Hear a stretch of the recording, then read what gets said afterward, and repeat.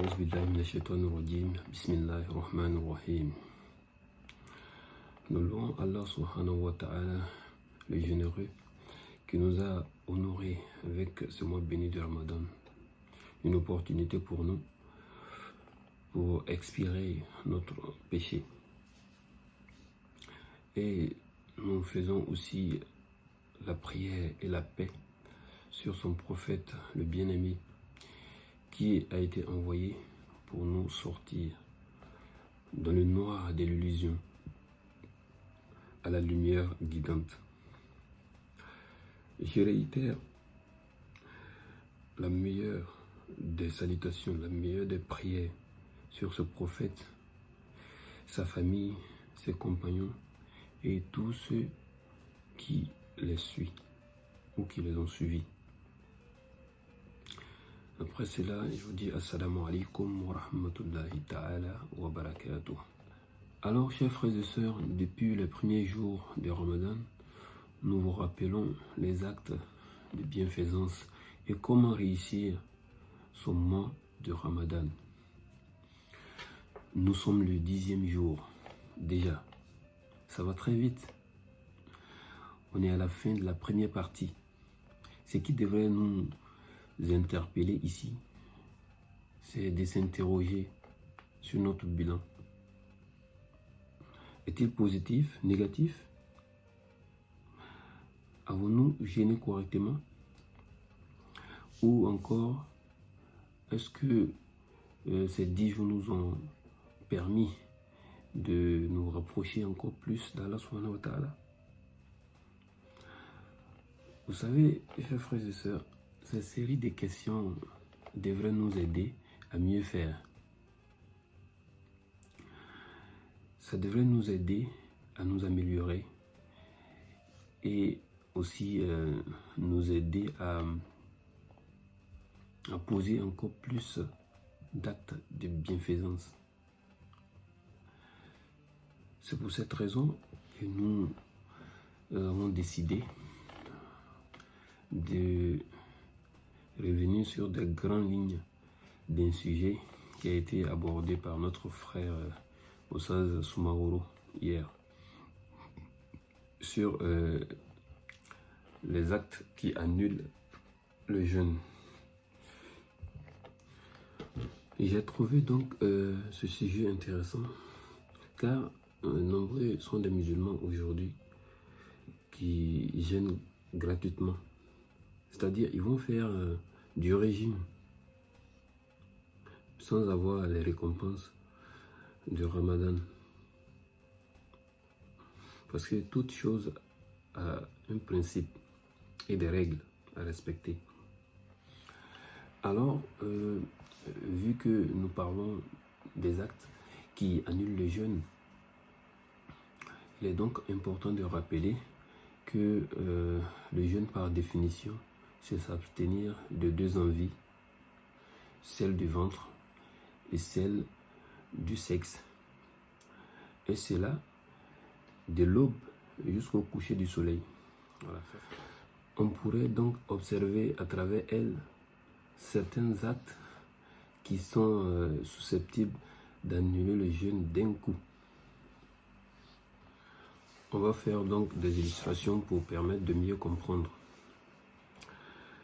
Alors notre premier exemple, vous êtes en jeûne et vous faites exprès d'avoir des rapports sexuels avec votre femme. Je dis bien votre femme parce qu'en islam, on ne peut avoir un rapport sexuel avec que sa femme. Voilà. Alors, dans ce cas-là, votre jeûne sera annulé automatiquement. Une fois cet acte posé, votre jeûne est annulé automatiquement. Et vous devez rattraper. Mais on en reviendra. Alors, je voudrais rappeler ici qu'à l'époque du prophète sallallahu alayhi wa sallam, il y a certains de ses compagnons qui se cachaient pour avoir des rapports sexuels avec leurs femmes. Allah le savait. Il savait que cette situation était pas facile du tout pour eux.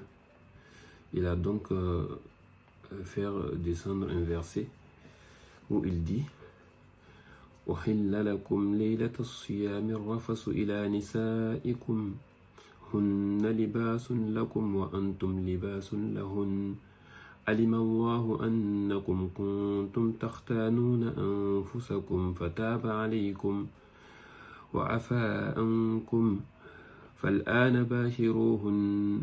Bon, on va s'arrêter là. Donc on a dit. Et ce verset veut dire quoi? C'est une facilité déjà pour ces compagnons-là et aussi pour tous les musulmans.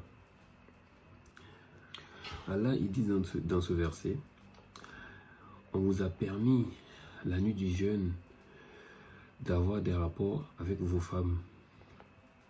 Vous êtes un vêtement pour elles, elles sont un vêtement pour vous. Dieu sait que vous aviez des rapports clandestinement avec vos femmes et il vous a pardonné. Maintenant, cohabitez avec elles. Le verset continue, mais c'est cette partie qui nous intéresse. Alors Allah va ainsi autoriser les musulmans à avoir des rapports sexuels avec leurs femmes, mais pendant la nuit du jeûne. Pas pendant la journée, parce que si vous le faites pendant la journée, votre jeûne est annulé et vous avez enfreint à une loi divine. Vous devez donc rattraper d'une manière spécifique. Voilà, comme je l'ai dit, on va revenir là-dessus, Inch'Allah. Alors, pour notre deuxième exemple, c'est faire exprès de poser des actes qui vous poussent à jouir, tels que se masturber ou encore s'amuser avec une femme ou sa femme jusqu'à ce que vous jouissez. Et bien d'autres exemples, tout ce qu'on peut mesurer à cela. Pour notre troisième exemple, c'est faire exprès de manger ou de boire. Si vous buvez ou vous mangez pendant la journée de Ramadan, votre jeûne est annulé automatiquement. Vous faites exprès de manger ou de boire, votre jeûne est annulé automatiquement, comme les exemples précédents. Alors pour notre quatrième exemple, c'est faire exprès de vomir. C'est-à-dire vous mettez votre doigt dans votre gorge de sorte que vous vomissez, ou même faire entrer quelque chose en vous. Par exemple, en Afrique c'est beaucoup fréquent, les femmes elles font entrer des médicaments par la voie anale, excusez-moi du terme, mais tous ces actes-là vont annuler le jeûne. Si vous le faites pendant la journée de Ramadan, votre jeûne est annulé. Souvent, c'est des actes que les gens ne savent pas. Ils ne savent pas que ça peut vraiment faire quelque chose. Ils ne savent pas que ça peut annuler leur jeûne. Donc, ils posent ces actes. Donc, on a jugé nécessaire de le rappeler. On va prendre un dernier exemple. Une femme qui a vu ses menstrues pendant la journée de Ramadan, son jeûne est annulé automatiquement. Et elle devrait rattraper les jours pendant la période de menstrues. Donc c'est différent d'une personne qui a fait exprès, n'est-ce pas, de manger ou de boire, ou même d'avoir un rapport sexuel avec sa femme, ou tous les exemples qu'on a cités, quelqu'un qui a fait exprès, son cas pour rattraper le jeûne, c'est pas pareil avec ce dernier cas qu'on a cité pour la femme en menstruée. Je voudrais vous parler d'un cas d'exception avant de m'arrêter. Une personne qui a bu ou mangé pendant la journée du jeûne, mais par oubli, je le souligne, par oubli, cette dernière devrait continuer son jeûne. Il est encore valable. Par un hadith du prophète sallallahu alayhi wa sallam. Il dit dans cet hadith: Man nasiya wa huwa sa'im fa akala aw shariba falyutim sawmahu fa innama at'amahu Allahu wa saqahu. Ce qui signifie: tout jeûneur qui par oubli mange ou boit, il devrait poursuivre son jeûne, car c'est Allah qui lui a donné à manger ou à boire. Le prophète sallallahu alayhi wa sallam, il nous a donc rassuré dans cet hadith que si par oubli nous avons mangé ou nous avons bu, que notre jeûne il est valable, donc nous devrons n'est-ce pas, continuer, mais en toute discrétion. Il ne faut pas dire aux gens que vous avez mangé ou vous avez bu. Ça doit rester entre vous et Allah subhanahu wa ta'ala. Je vais donc terminer avec cet hadith et vous rappeler que Inch'Allah, pour la prochaine fois, nous allons parler des cas d'exception.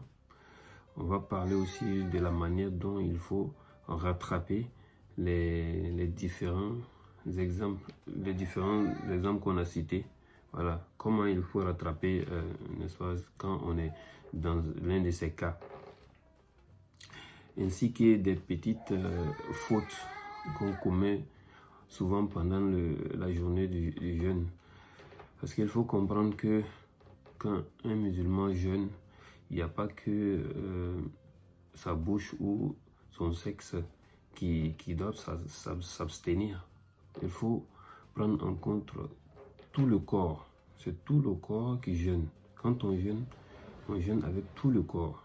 Les yeux, les oreilles, la bouche, les pieds, les mains, tout. Voilà, donc il faut vraiment faire attention. Voilà, on va revenir un peu sur tout ça en détail afin que le sujet soit vraiment très clair. Sur ce, je vais vous dire assalamu alaikum wa rahmatullahi wa barakatuh et à très bientôt.